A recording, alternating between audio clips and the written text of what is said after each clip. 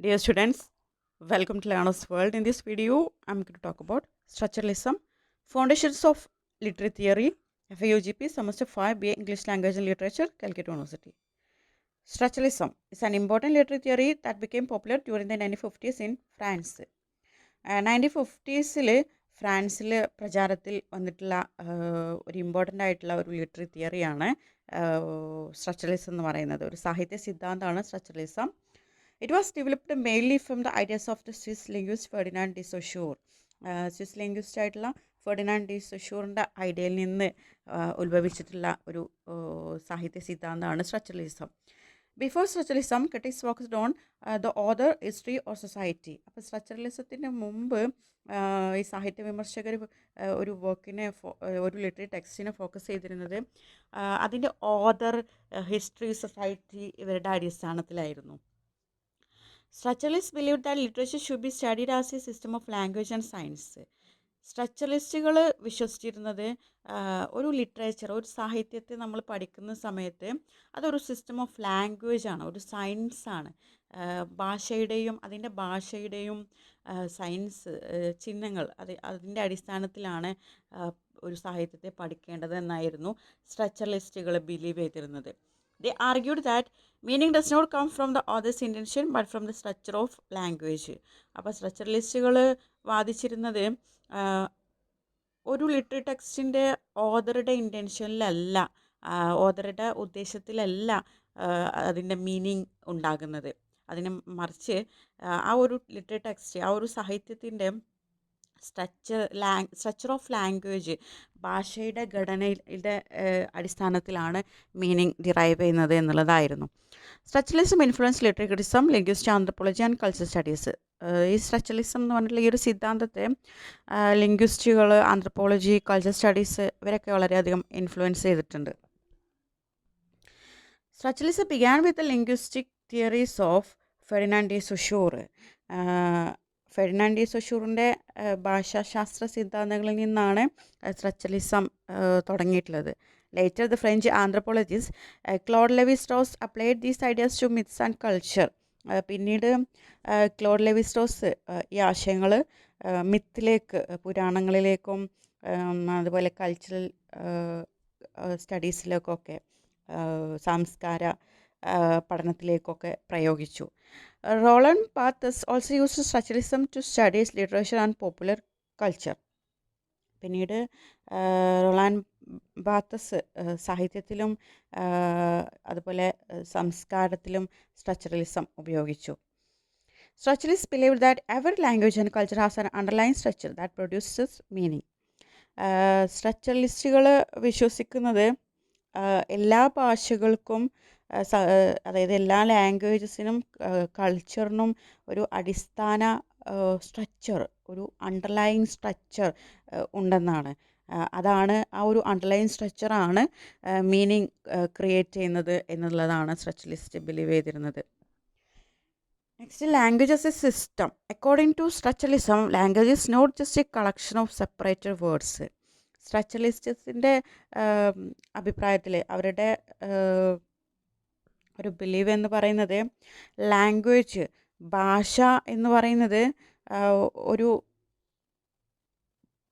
Collection of separated words അല്ല. അതായത് ഒറ്റപ്പെട്ട് നിൽക്കുന്ന ഒരു വാക്കുകളുടെ കൂട്ടമല്ല ഭാഷ എന്ന് പറയുന്നത്. It's an organised system of science. Every word gets it's meaning through it's relationship with other words. ഭാഷ, ലാംഗ്വേജ് എന്ന് പറയുന്നത് ഒരു ഓർഗനൈസ്ഡ് സിസ്റ്റം ഓഫ് സയൻസ് ആണ്.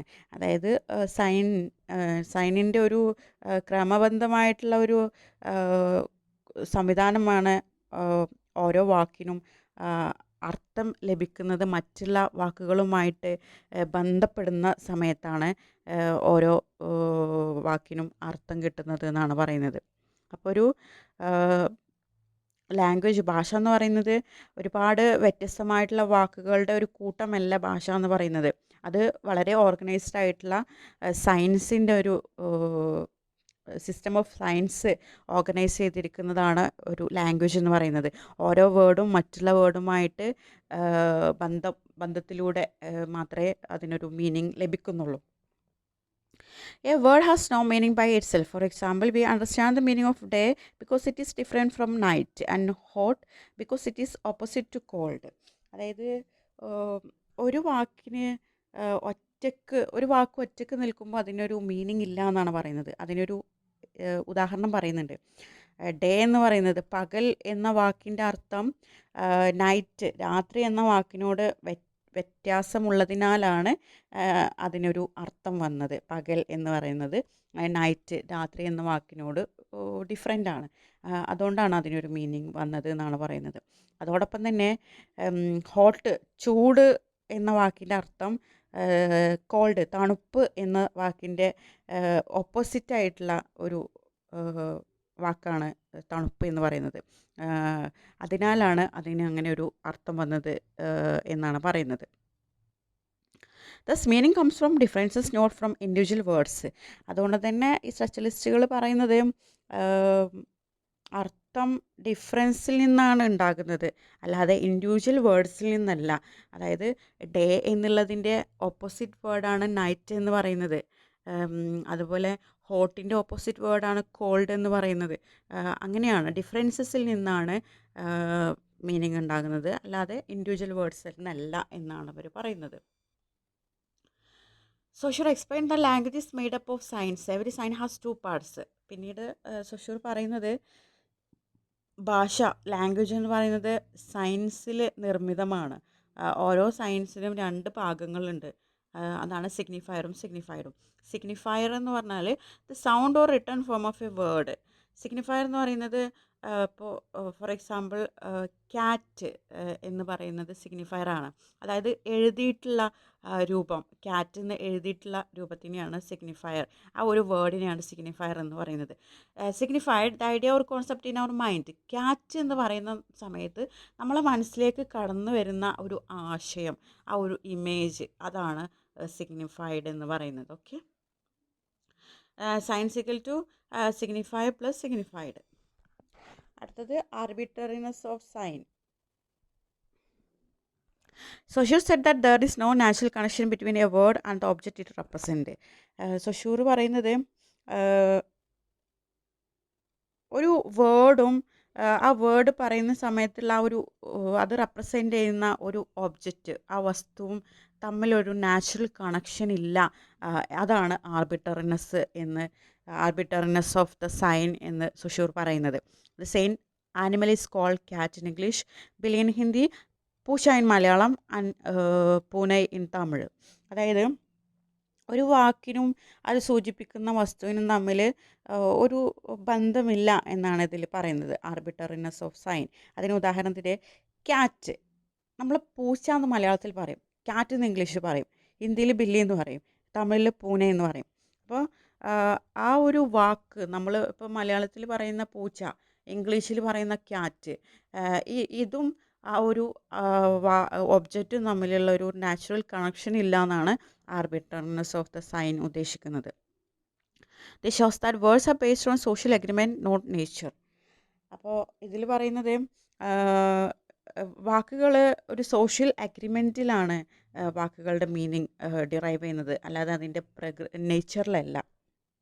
Therefore, the relationship between a word and its meaning is arbitrary. അതായത് ഒരേ മൃഗത്തിന് വ്യത്യസ്ത ഭാഷകളിൽ വ്യത്യസ്ത പേരുകളാണുള്ളത്. നമ്മൾ പറഞ്ഞു പൂച്ചൻ്റെ കാര്യം. അതിനാൽ വാക്കുകളും അവയുടെ അർത്ഥവും ഒരു സോഷ്യൽ അഗ്രിമെൻറ്റിൻ്റെ അടിസ്ഥാനമാക്കിയിട്ടുള്ളതാണെന്നാണ് പറയുന്നത്. അതുകൊണ്ട് തന്നെ ഒരു വേർഡും അതിൻ്റെ ഒബ്ജക്റ്റും തമ്മിലൊരു നാച്ചുറൽ റിലേഷൻഷിപ്പ്, ഒരു കണക്ഷൻ ഇല്ല എന്ന് പറയുന്നത്, അതാണെന്ത് ആർബിട്രറി എന്ന് പറയുന്നത്. Next, structuralism explain meaning through 2 kinds of relationship. അതായത് സ്ട്രക്ചറലിസം അനുസരിച്ച് അർത്ഥം, മീനിങ് 2 തരത്തിലുള്ള ബന്ധങ്ങളിലൂടെ രൂപപ്പെടുന്നുണ്ട്. 2 kinds ഓഫ് റിലേഷൻഷിപ്പ്. അതിൽ വരുന്നതാണ് പാരാഡിഗ്മാറ്റിക് റിലേഷനും സിൻഡഗ്മാറ്റിക് റിലേഷനും. Paradigmatic relation means a word can be replaced by another word of the same grammatical category. അതായത് പാരഡൈമാറ്റിക് ബന്ധം എന്ന് പറയുന്നത് ഒരു വാക്കിന് പകരം അതേ ഗ്രാമർ വിഭാഗത്തിൽ പെടുന്ന മറ്റൊരു വാക്ക് നമുക്ക് ഉപയോഗിക്കാം. അതിന് ഉദാഹരണം പറയുന്നുണ്ട്. For example, she bought a car, she bought a bike, she bought a laptop. അപ്പോൾ ഒരു വാക്കിന് പകരം മറ്റ് വാക്കുകളാണ് ഉപയോഗിച്ചിരിക്കുന്നത്. കാറിന് പകരം ബൈക്ക്, വാങ്ങിയതൊക്കെ ഷി ബോട്ട് എന്ന് വരുന്നുണ്ട്. പക്ഷെ കാറ്, ബൈക്ക്, ലാപ്ടോപ്പ് വ്യത്യസ്തമായിട്ടുള്ള ഗ്രാമാറ്റിക്കൽ കാറ്റഗറിയിലുള്ള വേർഡ്സാണ് ഉപയോഗിച്ചിരിക്കുന്നത്. അതായത് സെയിം ഗ്രാമാറ്റിക്കൽ കാറ്റഗറിയിലുള്ള വ്യത്യസ്തമായിട്ടുള്ള വേർഡുകളാണ് റീപ്ലേസ് ചെയ്തിരിക്കുന്നത്. സിൻഡഗ്മാറ്റിക് റിലേഷൻ എന്ന് പറഞ്ഞാൽ syntagmatic relation refers to the order of words in a sentence. Correct word order creates meaning while changing the order makes the sentence incorrect. അതായത് വാക്കുകളുടെ ക്രമീകരണമാണ് മീനിങ് നിർണ്ണയിക്കുന്നത്. ആ ഒരു വേർഡ് ഓർഡറാണ് മീനിങ് ഉണ്ടാക്കുന്നത്. ശരിയായ ക്രമത്തിൽ വന്നാൽ മാത്രമേ ആ ഒരു സെൻറ്റൻസിന് അർത്ഥം ഉണ്ടാകുള്ളൂ. ആ ക്രമം തെറ്റിയാൽ അതിൻ്റെ അർത്ഥം നഷ്ടപ്പെടും. അതിനെയാണ് സിൻഡഗ്മാറ്റിക് റിലേഷൻ എന്ന് പറയുന്നത്. Next, Saussure divided language in 2 parts. ഭാഷനെ 2 വിഭാഗമായിട്ട് സൊഷ്യൽ തരംതിരിക്കുന്നുണ്ട്. Langue and parole. Langue is the complete language system including grammar and vocabulary shared by all speakers. Langue എന്ന് പറഞ്ഞാൽ ആ ഒരു ലാംഗ്വേജ് സിസ്റ്റത്തിൻ്റെ അതായത് ഭാഷയുടെ പൊതുവായിട്ടുള്ള ഗ്രാമർ, റൂൾസ് ഒക്കെ ഉൾപ്പെടുന്ന, വൊക്കാബുലറി ഒക്കെ ഉൾപ്പെടുന്ന ഒന്നാണ് ലാംഗ് എന്ന് പറയുന്നത്. Parole is individual use of language in speaking or writing. Parole എന്ന് പറയുന്നത് അതായത് ഒരു ഇൻഡിവിജ്വൽ സ്പീക്ക് ചെയ്യുന്നത് അല്ലെങ്കിൽ റൈറ്റ് ചെയ്യുന്നത് ആ ലാംഗ്വേജിന് ഉപയോഗിക്കുന്നതാണ് പരോൾ എന്ന് പറയുന്നത്. ആ ഒരു വ്യക്തിയുടെ സംസാരമോ എഴുത്തോ ആയിട്ടുള്ള ഒരു വ്യക്തിഗത ഭാഷാ പ്രയോഗമാണ് പരോൾ എന്ന് പറയുന്നത്. Structuralist mainly study langue because it reveals the structure of language. സ്ട്രക്ചറലിസ്റ്റുകൾ പ്രധാനമായിട്ടും ലാംഗിനെയാണ് പഠിക്കുന്നത്. അവിടെയാണ് ഒരു കംപ്ലീറ്റ് ലാംഗ്വേജ് സിസ്റ്റം ഉള്ളത്, ഗ്രാമറും വൊക്കാബുലറിയും സ്ട്രക്ചറൊക്കെ ഉള്ളത് എന്നാണ് പറയുന്നത്. Claude Levi Strauss argued that human thought is organized through binary oppositions. ഇനി ബൈനറി ഒപ്പോസിഷനാണ് പറയുന്നത്. ക്ലോഡ് ലെവി-സ്ട്രോസ് മനുഷ്യരുടെ ചിന്ത വിപരീത ജോഡികളിലൂടെ ക്രമീകരിക്കപ്പെട്ടിരിക്കുന്നു എന്ന് പറയുന്നുണ്ട്. അതായത് വ്യത്യസ്തമായിട്ടുള്ള കോൾഡ് ഹോട്ട്, നൈറ്റ് ഡേ എന്നൊക്കെ പറഞ്ഞിട്ടുള്ള വ്യത്യസ്തമായിട്ടുള്ള, അതാണ് ബൈനറി ഒപ്പോസിഷൻ എന്ന് പറയുന്നത്. മനുഷ്യരുടെ ചിന്തകൾ വ്യത്യസ്തമായിട്ടുള്ള രീതിയിലൂടെ, ജോഡികളിലൂടെയാണ് സ്ട്രക്ചർ ചെയ്തിരിക്കുന്നത് എന്ന് പറയുന്നത്. For example, nature or culture, good or evil, male or female, life or death, freedom or oppression. These opposite pairs help us understand meaning in literature and culture. അപ്പോൾ ഈ വിപരീത ആശയങ്ങളാണ് സാഹിത്യത്തിലെ അർത്ഥം മനസ്സിലാക്കാൻ സഹായിക്കുന്നത്. അടുത്തത്, traditional critics believe that language simply reflect reality. അതായത് പരമ്പരാഗതമായിട്ടുള്ള ക്രിറ്റിക്സുകൾ, വിമർശകർ ഭാഷ റിയാലിറ്റിനെ പ്രതിഫലിപ്പിക്കുന്നു എന്ന് വിശ്വസിച്ചു. Structuralist disagreed. They argued the language construct reality. പക്ഷേ സ്ട്രക്ചറലിസ്റ്റുകൾ അതിനെ ഡിസഗ്രി ചെയ്തു, അതിനോട് അംഗീകരിച്ചില്ല. അവർ ഭാഷ, ലാംഗ്വേജാണ് റിയാലിറ്റിനെ നിർമ്മിക്കുന്നു എന്നാണ് പറയുന്നത്.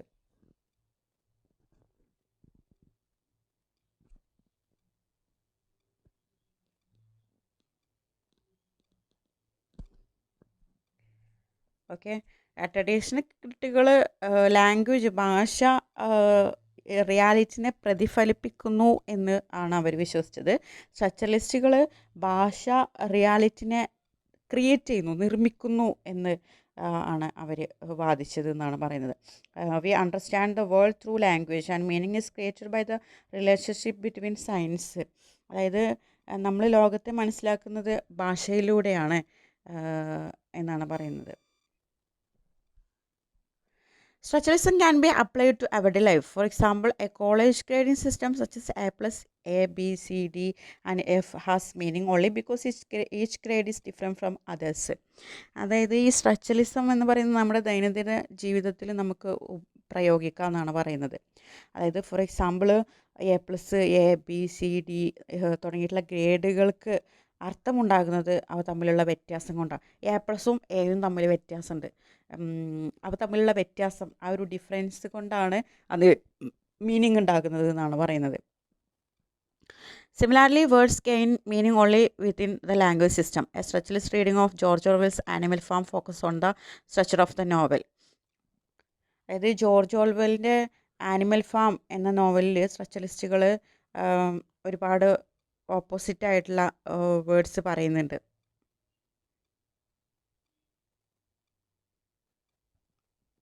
അതായത് human or animal, equality or inequality, truth or propaganda, and freedom or operation തുടങ്ങിയിട്ടുള്ള ബൈനറി ഒപ്പോസിഷനുകളൊക്കെ പഠിപ്പിക്കുന്നുണ്ട് എന്നാണ് പറയുന്നത്.